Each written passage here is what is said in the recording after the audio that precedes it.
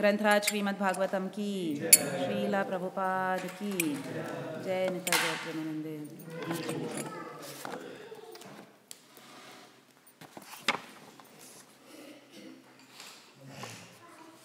ओम नमो भगवते वासुदेवाय।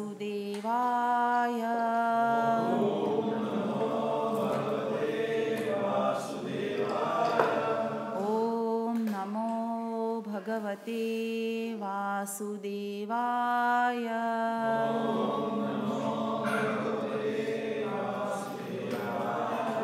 ओम नमो भगवते वासुदेवाय।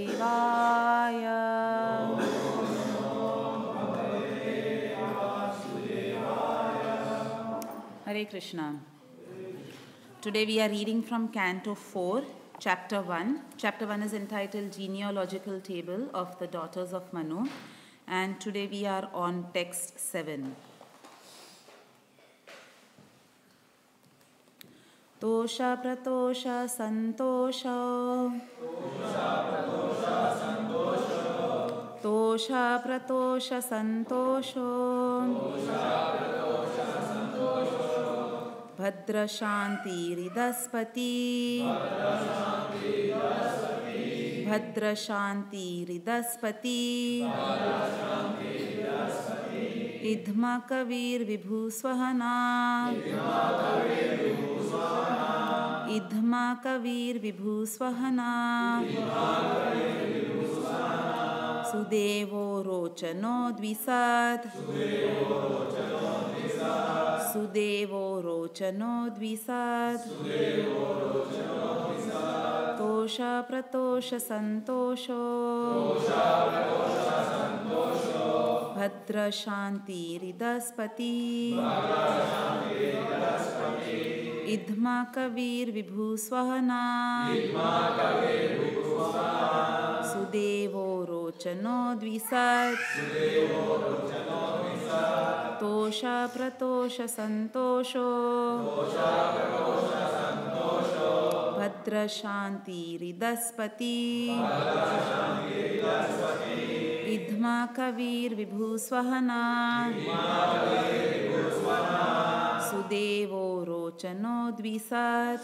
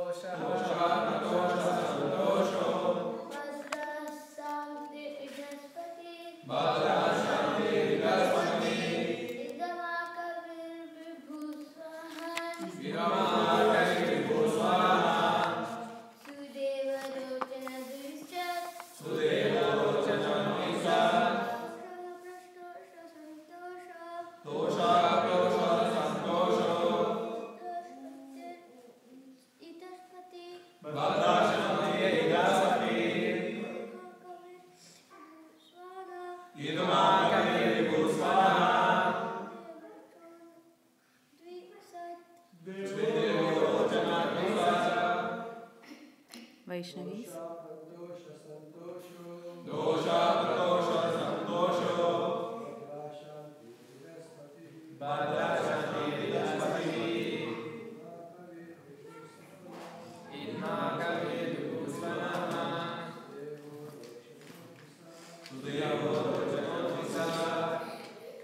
Vaishnavis?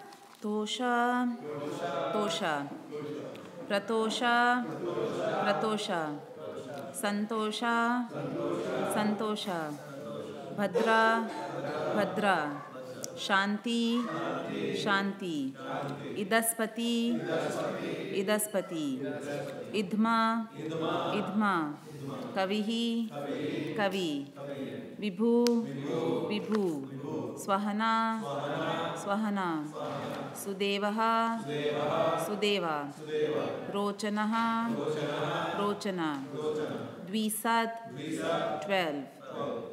Translation: The 12 boys born of Yajna and Dakshina were named Tosha, Pratosha, Santosha, Bhadra, Shanti, Idaspati, Idma, Kavi, Vibhu, Swahana, Sudeva and Rochana.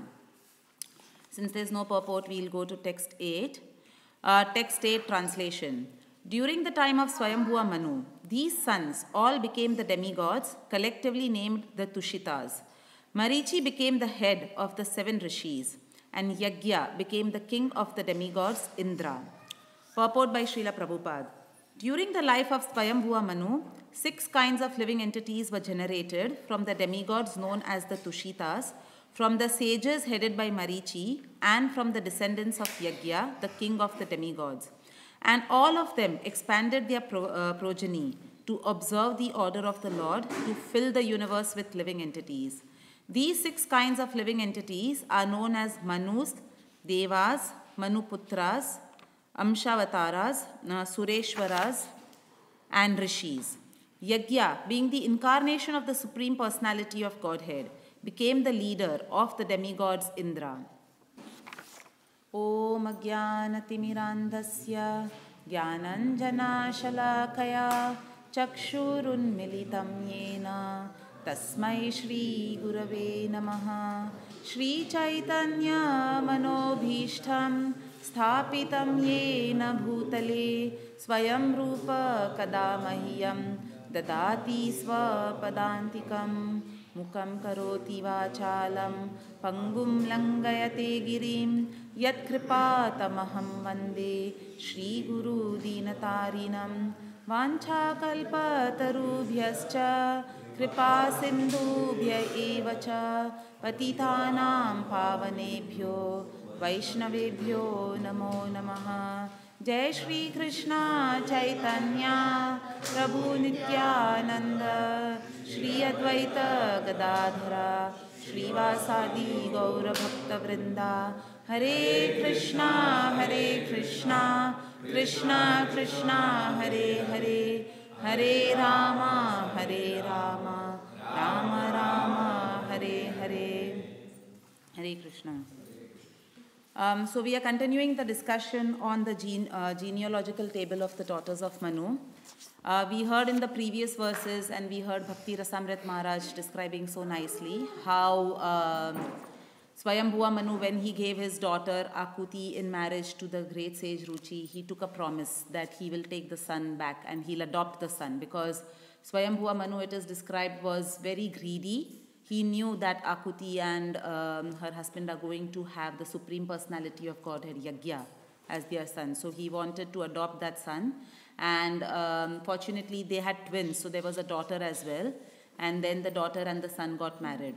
And they are actually eternally the Supreme Personality of Godhead. And Dakshina, the daughter, is eternally Lakshmi, who is the goddess of fortune.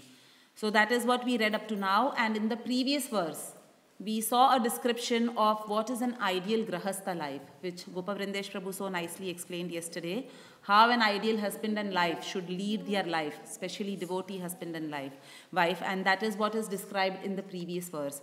And today's verse and verse 8, they are continuing the discussion on who were the sons and how the progeny in the universe is being expanded. So the fourth canto is very, very instructive in terms of its messages. So this chapter is about the genealogical table of the daughters of Manu. So it is giving us some background on where we all have come from, like as Manushyas, what is our ancestry, what was our lineage, going back way in time. And we see many times people try to actually judge, oh, whom did we come from? And there are so many scientific theories and all that going on about this subject. And we know the most famous theory which is taught in modern day schools is the Darwin's theory of evolution, where Darwin says that, oh, we all came from monkeys. Man is nothing but an evolution of monkeys. We've heard that many times in Prabhupada's lecture. And once actually in the early days of the ISKCON movement, one of the disciples of Prabhupada went and told Srila Prabhupada that, Prabhupada, you are saying that, this is our genealogy and this is how we have come from, how Brahma was created and then he created the rishis and then he created Manu. So you are describing our ancestry back like this. But Darwin is saying that we all came from monkeys. And Prabhupada says that, yeah, I think that is true. It is possibly true, but it is Darwin who has come from monkeys. we have all actually come from rishis. So let him continue his theory because maybe he and his lineage has come from monkeys. So Prabhupada completely used to smash that theory that man has evolved from monkeys. And Prabhupada used to very firmly establish based on the principles and the message of Śrīmad Bhāgavatam, how we have come not from monkeys, but how the whole creation, the sub-creation started and what did Brahma create first. All that was described in the third canto. So going further after the genealogical tables of Manu. So in this chapter, Swayambhuva Manu's second daughter is being described, who was Akuti, and how her sons and her progeny is being described. In the previous canto, the third canto, which just concluded a few weeks ago, the first daughter of Swayambhuva Manu was described, which was Devahuti, and how with her marriage with Kardama Muni and her conversation with her son Kapila Dev. And towards the end of this chapter, the first chapter, we will start seeing Sukadev Goswami describing the third daughter of Swayambhuva Manu, which is Prasuti. So Manu had three daughters, Devahuti, Prasuti and Akuti. And Prasuti was given in marriage to Lord Shiva. So after the first chapter, the next few chapters, we will see a very instructive pastime of Śrīmad Bhāgavatam of how not to do Vaishnava Aprad and of how not to judge Vaishnavas based on their externals. So few chapters, almost 5 or 6 chapters are dedicated to that philosophy that, Krishna does not tolerate any offenses done to his devotees. So, and that offense was done by Daksha. So he judges, Prasuti's husband was Lord Shiva and Daksha was the father. So he judges actually that Daksha was the father of Sati, who was married to Lord Shiva. So he judges Shiva based on the externals. Because Shiva is always dressed in, some deer skin and he has ashes all over his body and he has some skulls around his neck. And his followers, whenever he comes into any assembly, his followers are all the bhutas and all those ghostly kind of living beings. Because Lord Shiva is called as Ashutosh. He is one who gets very quickly pleased. And he is very, very merciful to all these lower kind of living entities. Because Shiva is in charge of mode of ignorance. So just to deliver people who are in the mode of ignorance, who are these ghostly type of living entities, Lord Shiva actually gives his association to them. So it's his mercy that he is associating with these people, but Daksha misjudges his own son-in-law. And he actually offends Lord Shiva, because of which Shiva's wife Sati becomes extremely disturbed. And then she gives up her body. She quits her body by self-igniting a fire.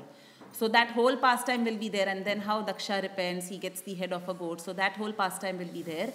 And then Sukadev Goswami will move on to the son of Swayambhuva Manu. After describing the daughter Prasuti who gets married to Daksha and the daughter of Daksha who is Sati who gets married to Shiva. So after describing that pastime, then Swayambhuva Manu will move on to the son.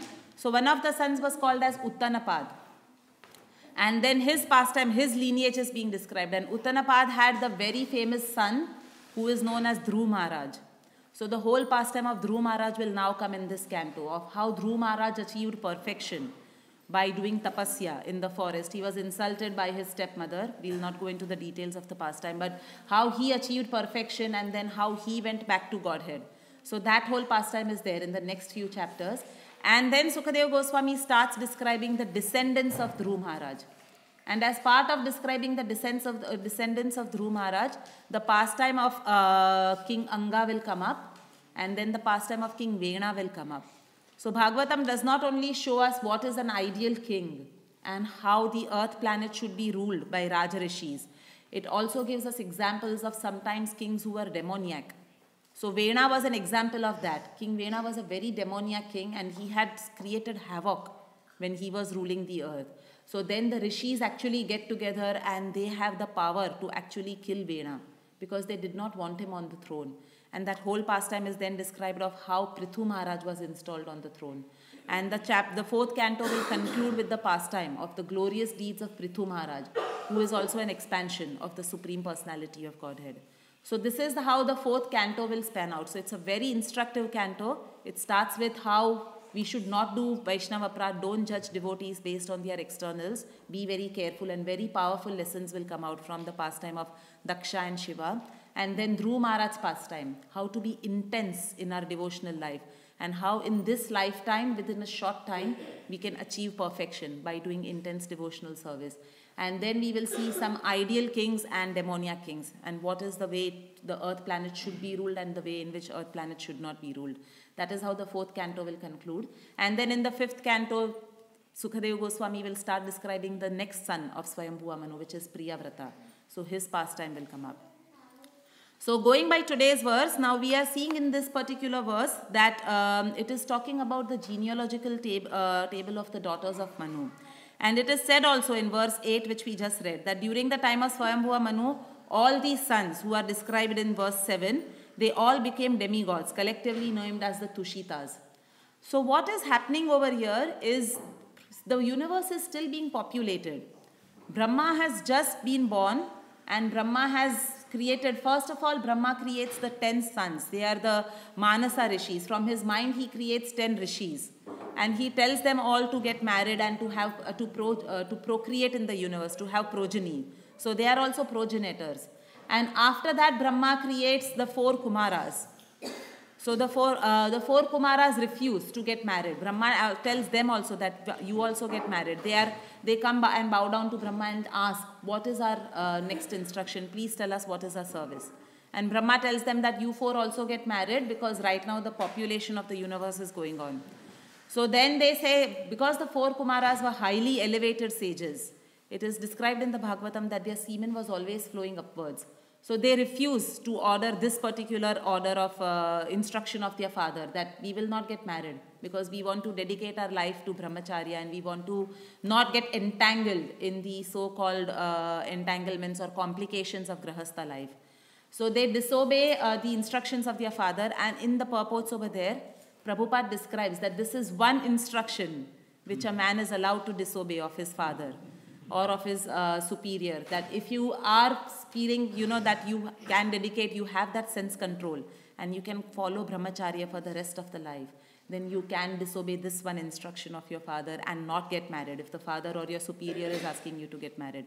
And that is what we see the 4 Kumaras doing. So Brahma gets extremely angry, but that the 4 Kumaras are not ready to follow his instructions, and from his anger there is a black and blue baby who is born, a red and blue baby, and that was Lord Shiva. And Brahma then tells him, since the 4 Kumaras did not hear, so he tells Lord Shiva that you go and procreate now and populate the universe. Now Lord Shiva, the type of person that he is, he starts because he is in charge of destruction. So he first of all starts populating the universe with all these ghostly beings, and they all start creating havoc throughout the universe. So almost a destruction starts taking place in the universe. And then Brahma tells him, stop, what are you doing? Right now the creation is going on. It is not time to annihilate the universe yet. So Shiva says, but this is how I am. You told me, so I started my service to you. So then Brahma says, no, hold on. You go and do meditation. And when the time for destruction comes, that time we will call upon your service. And that time you can get all these creatures, and the Shiva does his Tanda Nrutya, and the whole material creation gets destroyed or annihilated. So after this, because he was unsuccessful at his attempt of creating progeny through the 4 Kumaras, and the next child Shiva was doing all these things, Brahma actually starts feeling quite despondent. And then he goes into deep contemplation, because it is his service to the Supreme Personality of Godhead to populate the whole universe. So he goes into this deep contemplative mood that what should I do now? 4 Kumaras refused, and Shiva turned out to be such a child. So how do I now continue my service of populating the universe? So while he's in deep thought like that, there are 2 personalities who come out from Lord Brahma. So one personality was Swayambhuva Manu, and the other personality was Shatarupa. And Swayambhuva Manu was an extremely obedient son. So he actually bows down and he asks his father, Brahma, that what is my service? Please tell me what is my service and what should I do? And then Brahma gives the instructions to Swayambhuva Manu, that you now unite with Shatarupa, you'll get married, and you'll help me to create progeny in this material world and help me to populate this entire universe. And he also gives them very good instructions at that time. This is described in the 3rd canto. So Brahma tells Swayambhuva Manu that because the 10 rishis he produces from his mind, the Manasa rishis were all Brahmanas. And then the next 4 Kumaras were also Brahmanas. And Lord Shiva turned out to be in the mode of ignorance. So he was not ready to procreate. And now Swayambhuva Manu was actually a Kshatriya. So from the same father, there are Brahmana sons also as well as Kshatriya sons also. And we see even Bhakti Rasamrit Maharaj was describing in one of his lectures during the weekend that it is not by birth that one's Varna is judged. It is only by one's qualities. So Brahma tells Swayambhuva Manu, who was actually a Kshatriya, who displayed Kshatriya tendencies, that you can have a huge kingdom, have as many servants as you want, and kings means opulence. So have as much opulence as you want, no problem at all. So he says have an opulent home, but don't get entangled or attached to it. These are very good instructions which Lord Brahma gives to Swayambhuva Manu. So have an opulent home, but don't get bound to it. Have an opulent car. For example, you can drive a car, but don't let the car drive you. So we see nowadays people have a home, but we get so attached. No one is ready to give up anything. And these instructions are given in the Bhagavatam. From Brahma we hear these instructions, that he's even telling to Swayambhuva Manu that don't get attached. You have lots of opulence, but don't get bound down to your house or to your car or to your machines or to your technology, which is what we all get bound up to. So these are the instructions which Brahma gives to Swayambhuva Manu. And then Swayambhuva Manu and Shatarupa unite, and then they have progeny. Now in some other Puranas it is described that, and this might have happened on a different day of Brahma probably, that actually when Shatarupa, when these 2 personalities come out, Swayambhuva and Shatarupa, Shatarupa at that time was a form of the goddess Saraswati. And Brahma, she also asked, what is my service? So in one of those days of Brahma, in a different Purana it's described, that Brahma actually tells Saraswati that you can reside in 3 places. You have 3 services to perform. So the first service he gives Goddess Saraswati is that you reside wherever there is fine arts, wherever there is knowledge being disseminated, and wherever there is education being given. And that is how Saraswati became the goddess of learning. And that he also gives her the place of being on the tips of tongues of people who are disseminating spiritual knowledge in the world. So we see even in the pastime of Chaitanya Mahaprabhu, and we see the great Pandit Keshav Kashmiri. So it is described that Keshav Kashmiri was such a great Pandit that Goddess Saraswati was very pleased with him, and she used to reside on his tongue. And that is how Keshav Kashmiri was able to defeat so many people. He had that certificate. He used to carry around that certificate whichever town and village he used to visit. And he used to challenge people for a debate. And he used to show that certificate that I am Vijayi, like I am undefeated. No one has defeated me. So in the Chaitanya Charitamrita, it is described that how Goddess Saraswati was pleased with him and he had a benediction. She used to actually reside on his tongue, and that is how he was so eloquent. So Goddess Saraswati is in charge of speech, fine arts, education and all that. But then we see later on in that pastime that he gets defeated by Chaitanya Mahaprabhu, who was a mere boy at that time. So great Pandits could not defeat Keshav Kashmiri, but a mere child, Chaitanya Mahaprabhu, could defeat him. And that time he is very shattered. And in his dream, he is praying to Goddess Saraswati that I had this boon from you that no one will be able to defeat me. And what happened today? And then Goddess Saraswati reveals to him in a dream, to Keshav Kashmiri, that I might have given you that boon, but you are failing to recognize that he is actually my master. He is the Supreme Personality of Godhead. And that is why I could not do anything. Because he is my master and he is, obviously, he is undefeated. He is infallible. And that is why he was able to defeat you. So you also go and take shelter of that Supreme Personality of Godhead. And then we see how Keshav Kashmiri takes shelter of Chaitanya Mahaprabhu. So Brahma gives Saraswati the place of being in charge of education, fine speech, fine arts. This is one of the places, being on the tips of the great sages, tip of the tongue of great sages, so that they can disseminate spiritual knowledge for the welfare of the whole world. The second place he gives her is, he tells her, you become a river, a holy river on the planet Earth, and you do welfare. You flow for the welfare of living beings, so that when people take a bath in you, they can get purified. And then for the third place, Saraswati is still waiting for instructions from Brahma. And it is described in that Purana that Brahma actually gets attracted to Saraswati. And he starts looking at her with lusty eyes. And Saraswati actually becomes a little disturbed when she sees that her own father is doing like this. So Saraswati moves to the right hand side of Brahma because she wants to avoid that lusty gaze of Lord Brahma. So Brahma knew it was an etiquette in, those days that you should, nowadays we see, especially in India and all, people, when a girl is going by, sometimes boys whistle, sometimes just boys follow her or stalk her. So all these things we see, or they keep staring at a girl if there is somebody, some beautiful girl going by or something like that. But Brahma knew that it is not a good thing to turn your head around wherever the girl is going and stare. So instead of turning his head around, because Saraswati moved to the right side of Brahma, he develops one more head on that side. And then Saraswati moves behind his back, so he develops one more head. So in this way, Saraswati moves in the 4 directions, and that is how it is described in that Purana, that Brahma develops 4 heads, because he was so infatuated with Saraswati. So then Saraswati does not know which direction to go in. So then she flies up in the sky. And it is described that Brahma actually develops a 5th head on top of his head, just to look at Saraswati. And then Lord Shiva, people were telling Brahma, this is not the right thing to do. And Lord Shiva appears over there. And with his trishul, it's described, he chops off one of the head of Brahma. And he tells this is not the right thing to do. And Saraswati herself curses Lord Brahma. And that is the curse which we see is still there in this world today. That she tells Brahma that you will never be worshipped as a demigod in this world. You will never receive oblations. There will be no mantras that will be chanted for you, and nobody is going to offer you anything. And there will be no temples for you in this world. So that is the curse which because Brahma starts feeling repentant. Obviously, he is the creator of this universe. He is a servant of the Lord. So he starts feeling very repentant because of his action.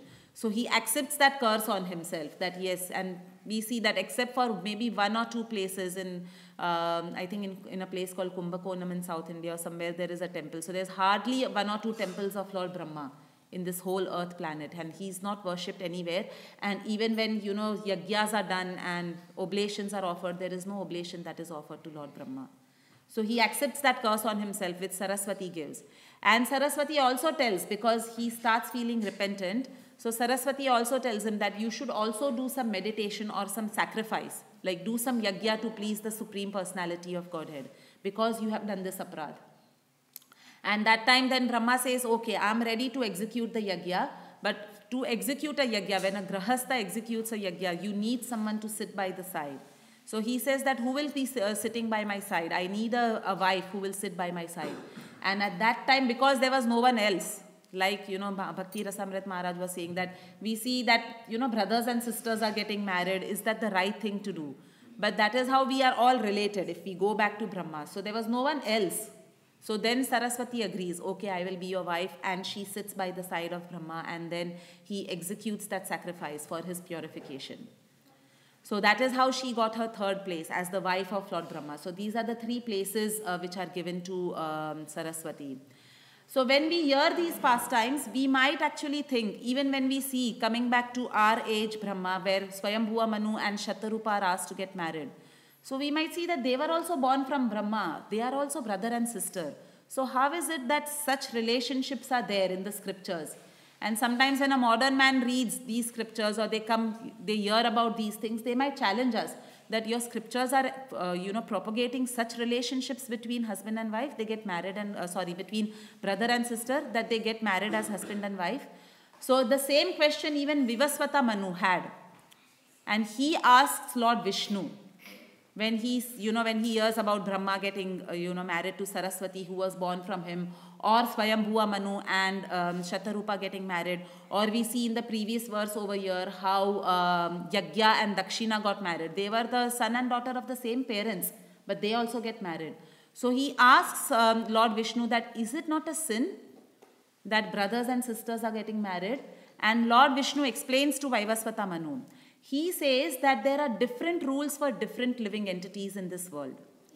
So on the earth planet, yes, it is actually a sin, and brothers and sisters should not get married, and we don't see that happening in this world. It is actually a sin. But in the higher planetary systems, amongst the demigods and all, there are different set of rules, and it should not be considered as a sin when we see these things being happening. And we see even in the third canto of Śrīmad Bhāgavatam, when Brahma is producing all these creatures, all these living entities, one of his daughters was Vak. And Brahma again gets infatuated with that daughter, and it is described that he is running behind that daughter. And all the sages, his own sons, actually laugh at Brahma because he is running behind the daughter to get, because he wants to have lusty relationship with her. And Prabhupada explains in the purports over there that Brahma is actually the creator of the whole universe. He is an empowered representative, an empowered servant of the Supreme Personality of Godhead. So one should not judge a very elevated living entity by their external actions. And one should not pass judgments, or one should not criticize or look down upon these elevated living entities. So it is also described that because these sages actually judge Brahma and they laugh at Brahma, they were cursed and then they had to take some lower birth in their next lifetime. There is some curse which they had to accept because they laughed at Lord Brahma. So in the same way, Vishnu is also explaining to Vaivashvata Manu that in the higher planetary systems, the rules are different. So some of these rules don't apply to these higher living entities in the higher planetary systems, to the demigods. And we see this also in the pastime of Arjuna. So when Arjuna they were in exile, he actually goes to the higher planetary systems and he sees Urvashi over there. And when he looks at Urvashi, he is actually looking at her for some time. And Urvashi misconstrues, she misunderstands Arjuna's glance, and she feels that Arjuna is attracted towards him. So she actually is, because she is also attracted to Arjuna, and she actually goes to Arjuna, she approaches Arjuna that I'm happy to unite with you and I'm happy to fulfill your desires. And at that time Arjuna backs off. He says that I was not looking at you with a desire to enjoy you. I was looking at you because you had been married to some of my ancestors, and some of my forefathers were born of your union with some of my ancestors. So my, in Hindi we say nazar, my way of looking at you was as a mother, because you are the mother of some of my ancestors, and I was looking at you with a very motherly feeling. So Urvashi says that is also fine, but still I'm approaching you. So I'm also very attracted to you. So I'm happy to unite with you. And Arjuna says, no, it's a sin. If I unite with someone whom I'm looking at as my mother, how can I then unite with such a person? And Urvashi then explains that no, the rules in the higher planetary systems are different. We don't follow these rules that you should not, get attracted to your brother or sister or mother or something like that. But Arjuna still refuses, and then the pastime is there of how Urvashi curses Arjuna. And she tells them that you are going to become a eunuch for 1 year. Obviously, it was all a plan of the Lord, and it turns out to be in Arjuna's benefit that he became a eunuch. He accepts that curse of Urvashi. But we see that there are different rules for all these living entities who live in the higher planetary systems. So when we read these pastimes, it is very important that we don't understand or we don't misjudge these living entities based on the relationships that they are falling into, or the husband and wife relationship which even brothers and sisters are falling into. And one more reason we should not judge these living entities, because Brahma, Swayambhuva, Manu, these are all the Mahajans. So as it is explained in the 6th canto of Śrīmad Bhāgavatam, we see in the pastime of Yamaraj, in the pastime of Ajamil, when the Yamadutas actually go to Yamaraj, they have been defeated by the Vishnu Dutas. They come to actually take Ajamil away, but they have been defeated by the Vishnu Dutas. And they actually go to Yamaraj. And they said that what happened? We had never been undefeated. Whenever we went to take a soul, a sinful soul, and we bring them back to you for punishment, we were never defeated like this. So what is this going on? And there's a whole conversation which happens between them. But at that time, Yamaraj also tells the Yamadutas about the 12 Mahajans. So Yamaraj says, it's there in the 6th canto, 3rd chapter of Śrīmad Bhāgavatam. He says that Swayambhu Narado Shambhu Kumara Kapilo Manu Prahlado Janako Bhishmo Balir Vaya Sakir Vayam. So these are the 12 Mahajans. The 12 Mahajans are Swayambhu. Swayambhu is not Swayambhuva Manu. Swayambhu refers to Lord Brahma. Lord Brahma, who is self-born or self-manifest on the lotus flower. Narada is the 2nd Mahajan, Narad Muni. Shambhu or Lord Shiva is the 3rd Mahajan. Kumara Kapilo Manu. So the 4 Kumaras are also Mahajans. Kapila Dev is also one of the Mahajan, and Manu. So that is the Manu which is Swayambhuva Manu, whom we are reading about in this chapter. Balir means Bali Maharaj, and then Vaya Sakir. And Vayam. Vayam means Yamaraj himself. So these are the 12 Mahajans, and Vaya Sakir is Sukadev Goswami. So these are the 12 Mahajans which are being described by Yamaraj. So the 12, what do we mean by Mahajans? Mahajans are those people who have realized the Supreme Personality of Godhead, who have imbibed his instructions, and they have been empowered to then spread the instructions or set religious principles in this world. And that is why they are called as Mahajans. In fact, further he says also, Yamaraj says that these are the 4 Mahajans. My dear servants, this transcendental religious principle, which is known as Bhagavad Dharma, or surrender unto the Supreme Lord and love for him, is uncontaminated by the material modes of nature. It is very confidential and difficult for ordinary living beings to understand. But if by chance one fortunately understands it, he is immediately liberated, and thus he goes home, back to Godhead. So he says that we are empowered to spread these religious principles in the whole world. And if somebody understands these principles, following in our footsteps, they actually become liberated. They can actually go home back to Godhead. So these are the 12 Mahajans. So when we read about Brahma doing these activities, or when we read about even Swayambhuva Manu getting married to his own so-called sister Shatarupa, we should not misjudge, because they are the ones who have come to establish the principles of religion in this world. So Mahajans or Mahatmas or the Goswamis, even the 6 Goswamis, they all fall under the same category. They all came to establish religious principles. They were all empowered to do so much work, like especially when we talk about the 6 Goswamis, following in the footsteps of the Mahajans. They wrote so many literatures. They actually spread the message of the pure messages of pure love of Godhead in this world. And once, in fact, one of the disciples of Srila Prabhupada asked Prabhupada that, Prabhupada, what were the activities of the 6 Goswamis? Because Prabhupada had started talking to them about Chaitanya Mahaprabhu and his followers. So Prabhupada says that these 6 Goswamis actually did so much of work on behalf of Chaitanya Mahaprabhu. They excavated all the holy places in Vrindavan. They also wrote so many literatures so that everybody else can follow in their footsteps and get pure love of Godhead. So Prabhupada, then the disciples turned around and said to Prabhupada, they said that, Prabhupada, you are also one of the Goswamis, because you have also written so many scriptures, and you are also bringing holy places you are making holy places wherever you travel. So you are the 7th Goswami. And Prabhupada, you know, the type of elevated person that he was, he would not become immediately puffed up or, oh yeah, someone's glorifying me. He turns around to that disciple and he says, and you can become the 8th Goswami. So Prabhupada was, you know, his feet were firmly on the ground. So he always used to look at opportunities on how to raise the platform of all his disciples, and how to bring them also to then do the work which these great Mahajans and the Six Gosvamis do.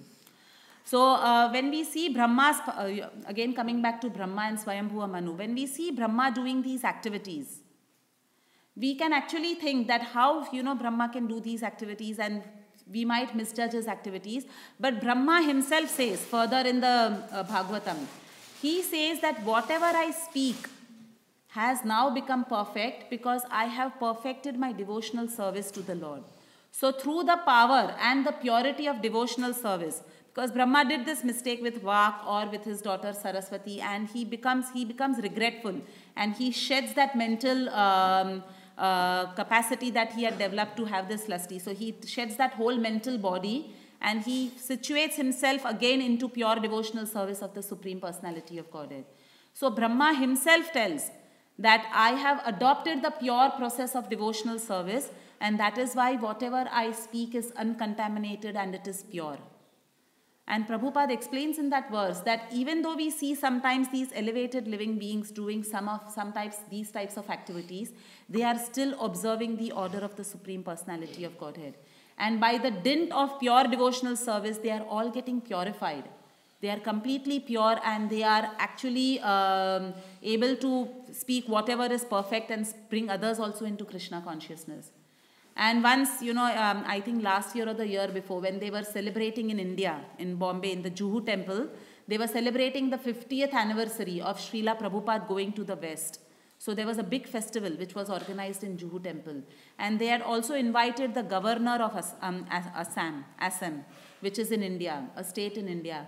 And they had invited him because he had had the opportunity to host Srila Prabhupada for some days in his house. So Prabhupada was traveling at that time, and this governor of Assam used to live in Bombay. And Prabhupada had not yet established the Juhu temple, but he had brought his followers, and he was trying to establish this temple. So some of Prabhupada's followers go and tell this governor, and they ask him that they ask this governor that there is a sadhu who has come, and can you host him for a few days? And this governor was very well known. He was a very pious person. So he used to very happily host sadhus and serve them in his house. So he agreed. He said, yes, I'm very happy to host him in my house. And he also used to live in one of the plots in Juhu at that time. So Prabhupada started staying in his house, and this governor was glorifying Prabhupada during the 50th anniversary of Srila Prabhupada going to the West. And he was saying that every day there were so many Western people who used to come to meet Srila Prabhupada. And the governor was saying that they all were having, matted hair, long hair, like, usually hippies have. So they were all hippies and wearing very different kinds of clothes. Sometimes they were not even showered or not even looking very clean. But they were all these type of people who used to come to meet Srila Prabhupada. And the governor once, whenever they used to come, the governor used to go and ask Prabhupada that such a person has come to meet you. Would you like to meet him? Because he thought that you should, how we don't allow sometimes beggars or homeless people in certain areas. So Prabhupada said, no, bring them in. I'm very happy to talk to them. And then the governor was saying that Prabhupada used to sit and talk to these hippies who had just come in. And in 15 minutes, in 15 minutes or half an hour conversation, Prabhupada was able to touch their hearts and transform them completely, and they were ready to join the movement. And they were ready to completely dedicate their lives to Prabhupada. So that is the power of pure devotional service, which Brahma is also talking, that I became perfect and my speech is also perfect because I am executing the order of the Lord and I am following the instructions of the Lord. And we see that in Prabhupada's life also. His speech was perfect and he was able to touch the lives of so many people because he was following the instructions of the Lord. So the governor further went on to say that because these people were getting transformed so quickly and they were ready to completely dedicate their lives to Srila Prabhupada, they were immediately ready to shave off those long locks of hair, the hippie hair that they have, put on dhoti kurta and become brahmacharis in the temple. And the governor said that because it was happening so rapidly, the governor had employed a barber who used to continuously sit outside his house. Because so often people were coming and wanting to join the movement and shave up their heads. So the barber was permanently there, sitting outside the governor's house, shaving up people and making them join, making them brahmacharis and making them join the movement. And the governor was saying that I know that some of these people are not only brahmacharis, now they have dandas in their hands. So they have all become glorious sannyasis in the movement. So this was the power of Srila Prabhupada. And this is the power which Brahma is talking about. That I am one of the Mahajans, and because I am following the Supreme Personality of Godhead, whatever I speak has become perfect because of pure devotion, because of pure devotional service. So we see that even in the Mahabharata, Yudhishthir Maharaj is saying a very famous verse. He says that Tarako apratishto shrutayo vibhinnam nasho munir yasya matam na bhinnam dharmasya tatram nihitam guhayam mahajano yena gathasa pantha. So this famous verse is quoted in the Chaitanya Charitamrita. Lord Chaitanya Mahaprabhu is telling this verse to his followers, but it was actually spoken by Yudhishthir Maharaj in the Mahabharata. And this verse talks about that Tarako apratishta shrutayo vibhinnam, that one cannot understand the instructions of the Supreme Personality of Godhead or the religious principles just by taraka. Taraka means tarka vitark. Tarka vitark means debate. Just by debating or by mental speculation, one cannot understand the instructions of Swayambhuva Manu or of Brahma or of all these great Mahajans. One cannot understand these instructions. He also says that Naso Munir Yasya Matam na Bhinnam. Bhinnam means Vedic literatures are vast. They are like an ocean and they are different. They are variegated. Bhinnam means they are very variegated. And they have been written to suit different modes of material nature and people who are in these different modes of material nature. So if one tries to understand even religious principles just by studying the Vedas, and because of the variegatedness of the Vedas, one is just going to get lost if he tries to study the Vedas. So the only way which Yudhishthir Maharaj says is to understand the religious principles and the instructions which the Supreme Personality of Godhead has given is Mahajano Yena Gathasa Pantha. It is by following in the footsteps of all these Mahajans. It is by following the example and the instructions which these Mahajans have come to give us.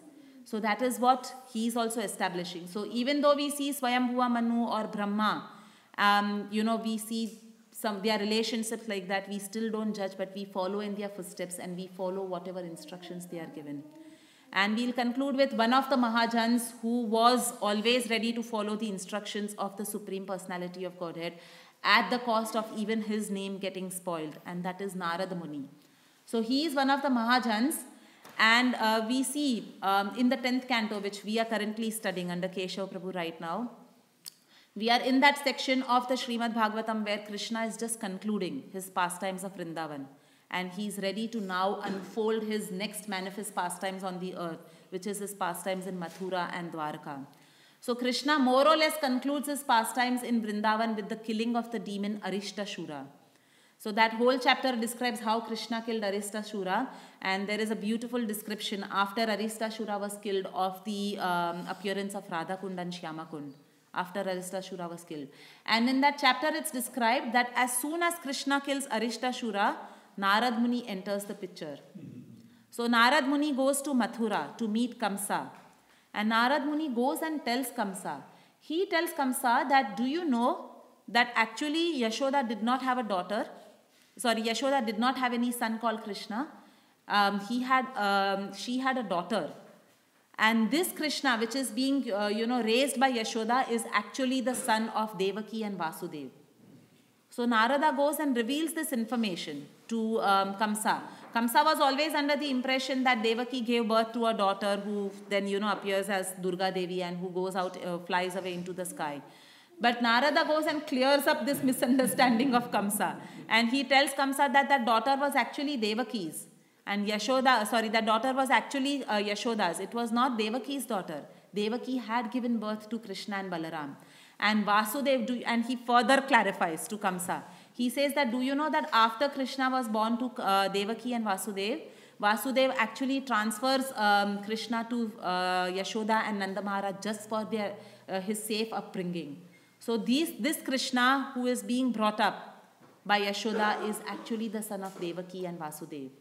And they are the ones, Krishna and Balaram are the ones who have killed all your demon servants, whom you sent one by one to Vrindavan. So Narada Muni is doing the job of clearing up Kamsa's misunderstanding.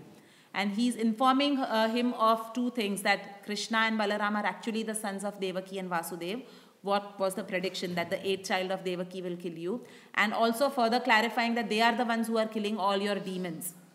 So Kamsa becomes so angry, and obviously this reaction was expected from Kamsa. So he becomes so angry that he picks up a sword to kill Vasudeva and Devaki immediately. Now when we hear this, we actually think that what is this that Narad Muni is doing? Is he doing the right thing? He's instigating Kamsa to kill Vasudeva and Devaki, and because Narad Muni gave this instruction, message to Kamsa, Kamsa then makes this whole elaborate arrangement of bringing Krishna and Balaram to Mathura, and then he calls the Mahot of Kuvalaya Peed, and he says, you arrange Kuvalaya Peed. He calls Tanura and Mushtika, and he says, we are going to arrange a wrestling match, and you all kill Krishna and Balaram in that wrestling match. So all these elaborate arrangements are done by Kamsa when he hears this message from Narad Muni. So when we and on the external, if we see, it appears that Narad Muni is acting inimically towards Lord Krishna and towards the path of pure devotional service, because he's about to get Vasudeva and Devaki killed, and he's about to get Krishna and Balaram killed. Because right now, it was very peaceful. Kamsa used to keep sending demons. Krishna and Balaram used to kill the demons. It was like a playful pastime for them. And Krishna and Balaram were happily living under the care of Nanda Maharaj and Yashoda Maiya. But why is Narad Muni coming and stirring up these things? So there is very nice explanations which are given by Vishwanath Chakravarti Thakur in the scriptures. So Vishwanath Chakravarti Thakur says that Narad Muni at all instances is still acting according to the Lord's plan. So like we read in today's purport also, that all of these people were actually creating progeny to observe the order of the Lord. So when we talk of Mahajans or we talk of elevated personalities, not even for a moment, they are deviating from observing the order of the Lord or acting contrary to what the plan of the Lord is. So it is explained there that there are several reasons why Narad Muni does this, why he goes to Kamsa and gives all this unnecessary information to Kamsa. So it is said that first of all, Krishna himself wanted to wind up his pastimes in Vrindavan. He now wanted to manifest his second phase of pastimes in Mathura. And therefore, he himself wanted to go out actually of Vrindavan. And there are several reasons explained for that. It is said that Krishna was seeing the love of the Vrajvasis, and he was seeing that it was becoming so intense that the Vrajvasis, sometimes when Radharani, there's many pastimes, but sometimes when Radharani used to be on Krishna's lap or sitting next to him, and she would sometimes suddenly go into a trance and she would start crying. Where is Krishna? Where is Krishna? And Krishna, seeing her crying like that, he himself would start crying. So this was the intensity of the love of all the Vrajvasis. And Krishna thought that they are going to die because of that intensity of love. So he thought that it is very important that now he separates himself from them. So that, jor ka jhatka we say, like give one this thing. So give that jhatka and just separate himself from them, so that they then can come to terms that Krishna has now gone permanently from Vrindavan, and we have to now live life without Krishna. So on a deeper level, Krishna had that plan to leave Vrindavan and go to Mathura, because he knew the intensity of the love of Vrajvasis was increasing, which at a point in time could even cause their separation of their body and soul. The second reason why Narad Muni executes this plan is because Krishna has come to this earth for paritranaya sadhunam vinashaya cha dushkritam. So, he was killing all these little demons which were being sent by Kamsa. But he had come to rid the earth of demoniac kings. And that pastime of Krishna had not started yet. And Narad Muni wanted to execute that pastime of Lord Krishna by sending him to Mathura. Because he knew till the time he is under the shelter of Nanda Maharaj and Yashoda, he will just continue his playful pastimes. How is he going to get the earth rid of all these demoniac kings like Kamsa, Shishupal, Dantavakra and all these kings? So that is why Narad Muni wants to now speed up that phase of Krishna's pastimes. So he reminds Krishna that he comes to meet Krishna also after Arishtashura gets killed. And he reminds Krishna that you have to get rid the earth of all these demoniac kings. So he wants to speed up the killing of Kamsa, the killing of Shishupal, Dantavakra, Jarasandha, all these demoniac kings. And that is why also Narad Muni wants Krishna to come to Mathura and wind up his pastimes in Vrindavan. And the third reason Narad Muni does this is because Narad Muni himself is a Vaikuntha Bhakta. So for him, there is a lot of awe and reverence in his relationship with Krishna. So he is not able to relish as much the pastimes of Krishna in Vrindavan as he now wants to see. Because in Mathura and Dwarka, Krishna displays his awe and reverence. He is not that cowherd boy anymore. He becomes a prince and eventually he becomes the king of Dwarka. So he is very eager to see that awe and reverence part of Krishna because he himself is a Vaikuntha Bhakta. So this is how we see Narad Muni acting on the external inimically towards the Lord or contrary to the principles of devotional service. But on a deeper level, Narad Muni is just an instrument who is fulfilling the plan of the Lord because he is a Mahajan. In fact, Krishna tells also, when Narad Muni goes to meet Krishna, Krishna tells that, why are you telling me or inspiring me to go to Mathura? I am the Lord of my own sweet will. I do whatever I want to. Then who are you to tell me this? And then Narad Muni says that, my Lord, I am just an instrument you are the super soul in my heart who is inspiring to say this. So you actually want to leave Vrindavan and go to Mathura, but you are using my tongue as an instrument. And it is described also that same way we see the conversation between Chaitanya Mahaprabhu and Ramanand Rai.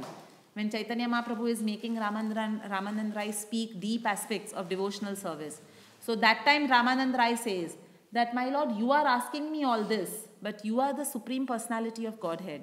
So I'm just like the strings in a veena, and you are that expert musician who is playing the veena and making me resonate whatever you want me to say. So this is what Narad Muni also tells Krishna, that it is your desire to now leave Vrindavan and go to Mathura, and you're just using me as an instrument and you're making me speak these words.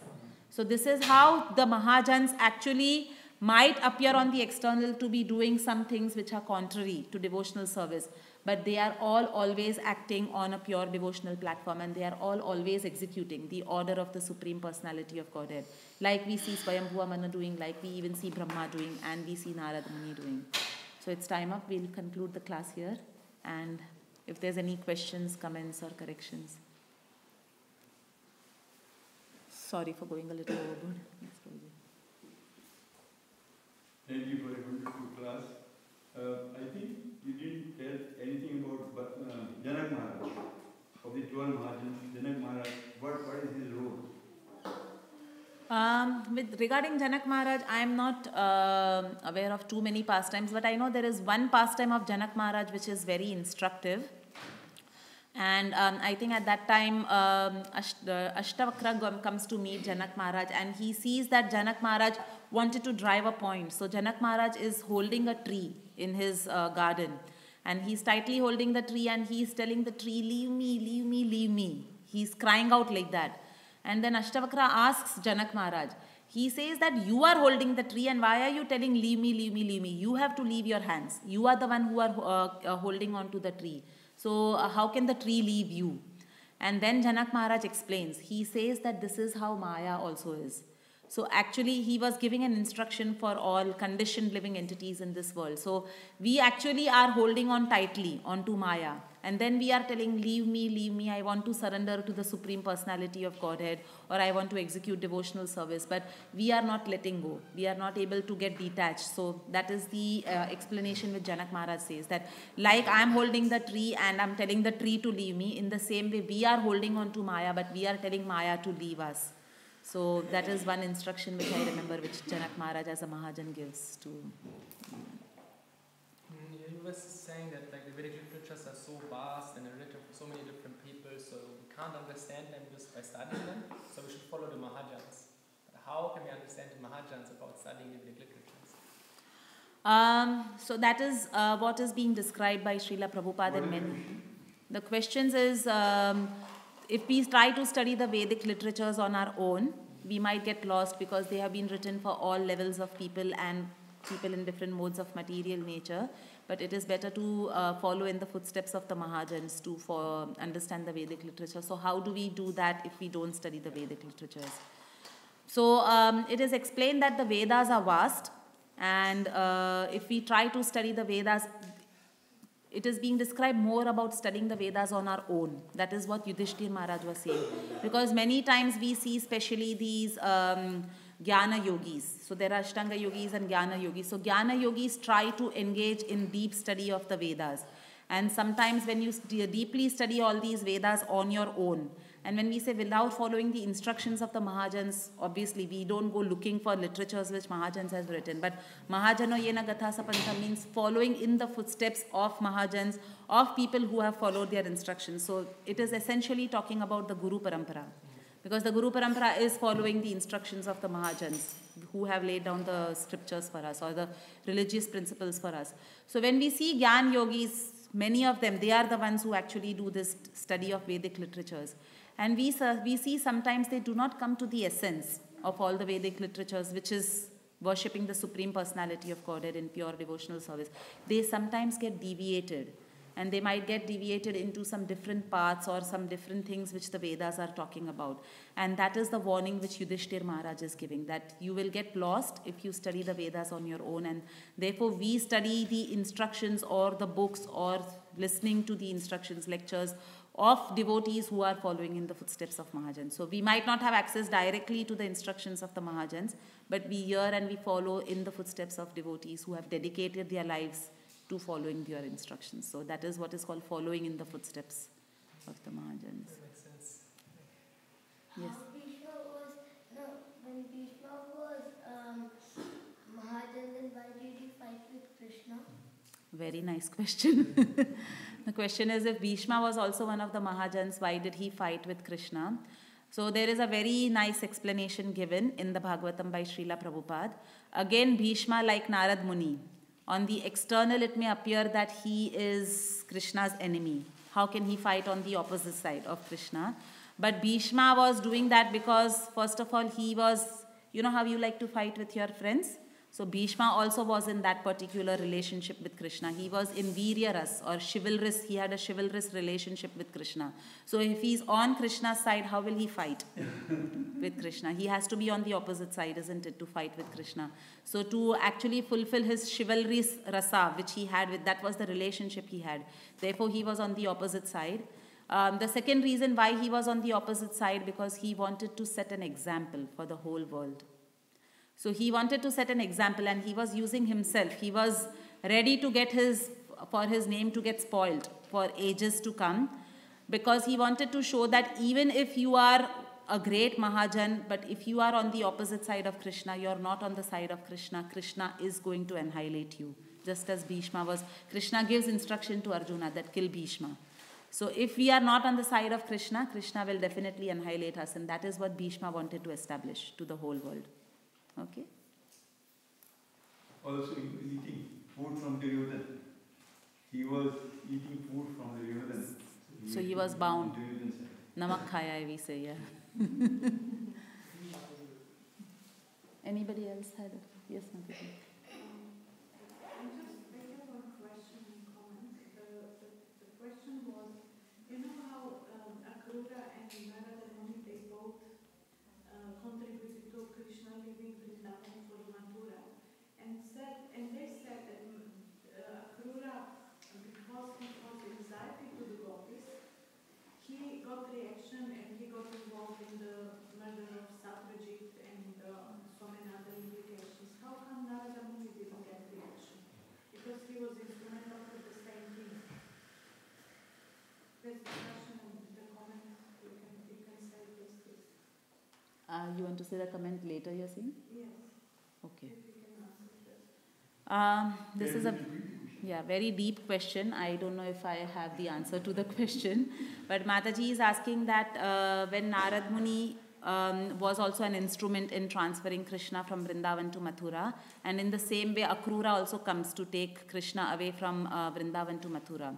And when Akrura takes Krishna away, he gets implicated in a reaction because he actually causes a lot of distress to the gopis' heart. So how come Narad Muni is not implicated in that reaction? So it is explained that when Akrura was taking Krishna out of Vrindavan, he comes in that chariot. There's a very beautiful pastime which describes Akrura's consciousness at that time. And when he's taking the Krishna away, so there is this whole Viraha Geet which is described in the 10th canto of Śrīmad Bhāgavatam, which is again a very, very deep pastime. It's like the pinnacle of the 10th canto of Śrīmad Bhāgavatam. So the gopis are extremely distressed because Krishna is going to leave them and go away. And at that time, it is to cut the pastime in short, it is described that Akrura did not stop the chariot, or he did not stand back, or he did not pause to actually console the gopis. So the gopis were crying, the gopis were in distress, and it is also described that the gopis, you know, in one of the Puranas, in one of the books which has been written by one of our sannyasis, it is described that the gopis get on the chariot of Akrura and they actually hit Akrura. And they say so many things against Akrura, that you are not, who gave you the name Akrura, your name should have been Krura and all. So this whole pastime is there, but it is described that Akrura did not stop the chariot and he did not personally get down to console the gopis. So he did not empathize with the gopis' situation that they are in distress, but he kept driving the chariot.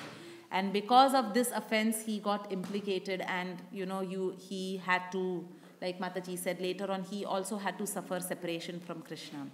And in that pastime, there is a very deep meaning which is given, that do not cause distress to devotee's heart. So that is a lesson for all of us. Obviously, we are not on the platform of gopis to be able to experience that separation from Krishna. But the lesson we learn is that we should never cause distress to devotee's heart. Because even if it's in the name of a service, because if we cause distress to devotee's heart, Krishna does not like it at all, and we will get reactions. So it is described even when Keshi demon comes to Vrindavan, he actually, because of his loud neighing, even when Arishta-shura comes, there were so many pregnant women whose fetuses, they get miscarriage because Arishta-shura was doing so much of bellowing and pounding his hooves loudly and all. So there also it's described, never cause distress to a devotee's heart, because even if, you know, in the name of service, like Mataji says, because sometimes we become so project-oriented that I have to do this service, I have to fulfill this project, that we forget the human aspect, and we forget that whom we are dealing with are all devotees, and in order to achieve an outcome of the project or to make the project successful, we might have rubbed some devotees and caused some distress to their hearts, and that is going to give us reactions. So that is what we see. Akrura was doing the service of driving the chariot, but he did not pause and he did not get down to console the gopis, and that is why he got that reaction.